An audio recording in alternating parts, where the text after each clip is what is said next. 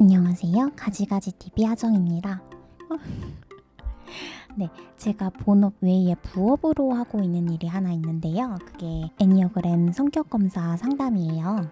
성격검사 중에 우리가 익숙하게 잘 알고 있는 MBTI 같은 경우는 소셜 기반으로 해서 넓게 퍼진 케이스고요. 아직까지는 애니어그램을 잘 모르시는 분들이 더 많은 것 같아요. 그래서 제가 요즘 상담해드리고 있는 애니어그램에 대해서 알려드려 보려고 합니다. 만약에 아직 내가 몇 번 유형인지 모른다 하시는 분들은 저랑 같이 영상 보시면서 나는 몇 번에 가까운 것 같다 하는 것들을 가늠하실 수 있게 정리를 해드리겠습니다. 그러면 일단 애니어그램이 뭔지부터 간략히 좀 알아볼까요? 애니어그램은 숫자 9를 뜻하는 애니어랑 도형, 그림을 의미하는 그라모스의 합성어예요. 이게 이슬람 문화 쪽에서 구전되었다고도 하고 그리스에서 나왔다고도 하고요. 러시아에서 서양 쪽으로 전파되었다고도 하고 그 기원에 대해서는 아직까지 좀 많이 분분한 상태인 것 같아요. 한국에서는 98년도에 정식 학회가 창설이 돼가지고 지금까지도 쭉 유지되고 활동을 하고 있어요. 저 같은 경우도 이제 그쪽에서 정식으로 이제 수학을 했고요. 애니어그램은 인간을 이 세상의 신성성을 갖고 태어난 이제 영적인 존재다 이렇게 보거든요. 근데 세상을 살아가면서 그 신성성이 훼손이 되어서 성격이 이렇게 저렇게 다양한 형태로 망가졌다. 그걸 다시 노력을 통해서 신성성을 되찾고 완전해질 수 있다라고 보거든요.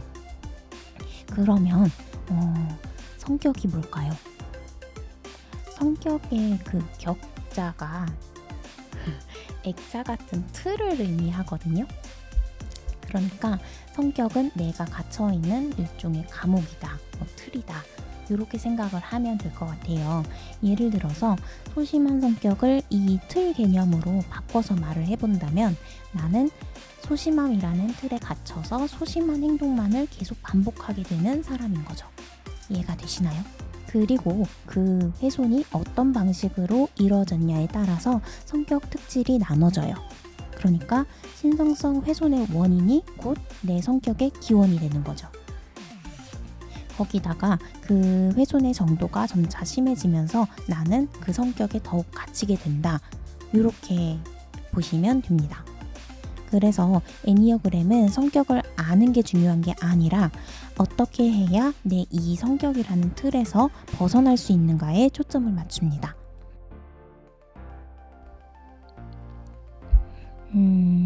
다음으로 애니어그램을 공부하는 목적을 보면은 크게 한 2가지 정도로 생각을 할 수가 있을 것 같아요.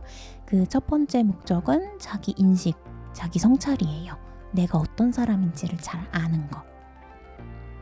애니어그램 테스트를 통해서 자기가 어떤 사람인지, 어떤 상태에 있고 나는 세상을 어떻게 바라보고 또 문제를 어떻게 해결하고 소통은 어떤 방식으로 하고 어떤 가치관을 가지고 있고 등등의 여러 가지 것들을 볼 수가 있어요. 이거는 우리가 익숙하게 생각하는 그 자존감이랑도 결이 맞닿아 있는 부분인데요. 우리 사회에서 통용되는 가치들이 특정 유형의 성격들을 더 좀 좋은 것으로 쳐주잖아요. 리더십 있고 외향적이고 유머러스하고 그런 것들이요. 그런데 애니어그램은 이런 성격들에 더 낫고 더 못함이 없다고 이야기를 해요. 모든 성격들은 제각기 생겨난 원인이 있고 성격은 단지 그 원인에 의한 결과물일 뿐이다. 이렇게 보는 거거든요. 이 말을 다시 틀 개념으로 바꿔서 말해보면 너도 나도 똑같이 틀에 갇혀 있는 건데 네 틀이 더 나은지 내 틀이 더 나은지 이거 비교해서 뭐 하겠어요, 그죠? 그리고 이 지점에서 바로 애니어그램을 공부하는 2번째 목적이 생겨나는데요. 바로 그 틀에서 우리가 벗어나는 거예요.